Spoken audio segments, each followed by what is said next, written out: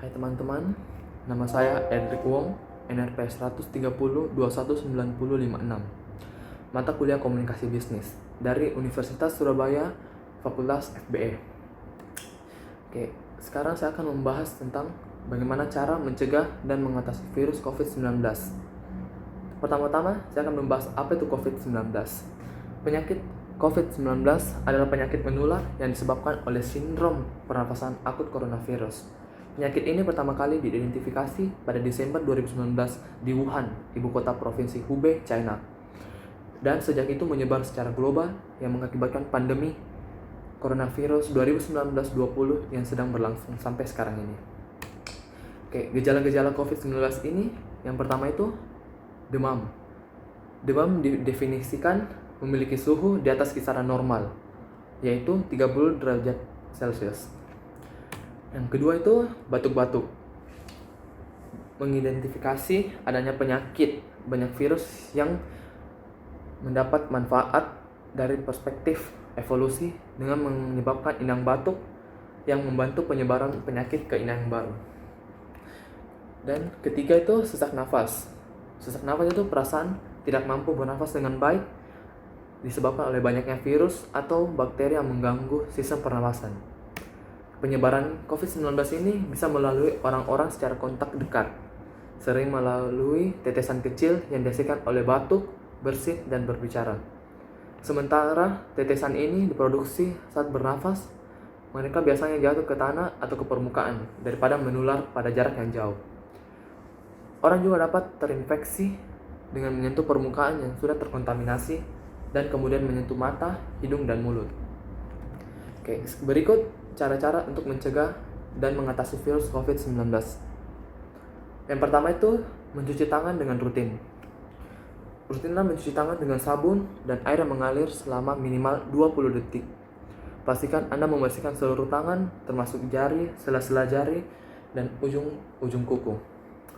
Bila tidak ada sabun dan air, maka Anda bisa menggunakan hand sanitizer yang mengandung alkohol sekitar 60% alkohol. Mencuci tangan dan sabun dan air atau pembersih tangan yang berbasis alkohol dapat membantu membunuh virus yang berada di tangan Anda. Oke, yang kedua itu physical distancing. Physical distancing itu menjaga jarak fisik. Oleh sebab itu disarankan untuk menjaga jarak setidaknya 1-2 meter dari orang lain. Sebab jarak yang terlalu dekat memungkinkan Anda menghirup tetesan air dari hidung atau mulut orang yang mungkin terinfeksi COVID-19 ketika ia bersin atau batuk.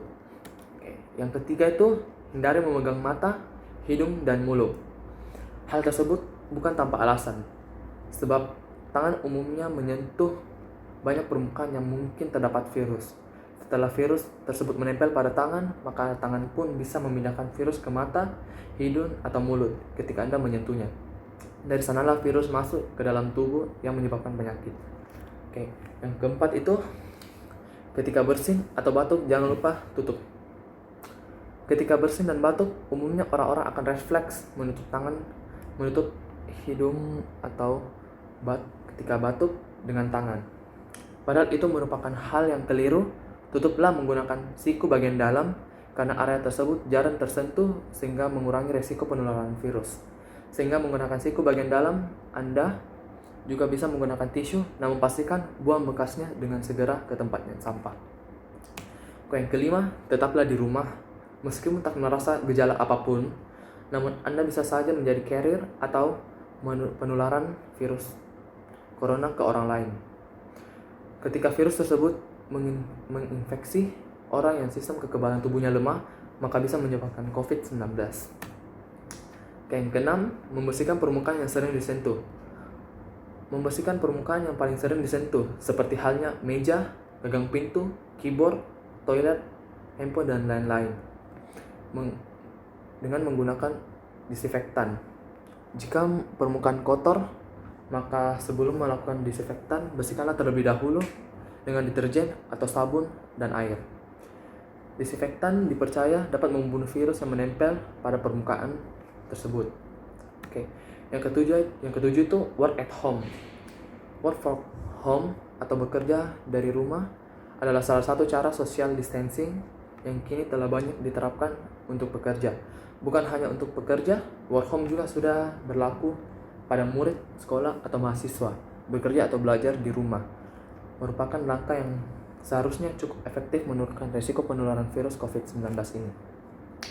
Oke, sekian dari presentasi yang dapat saya sampaikan. Terima kasih. Sampai jumpa.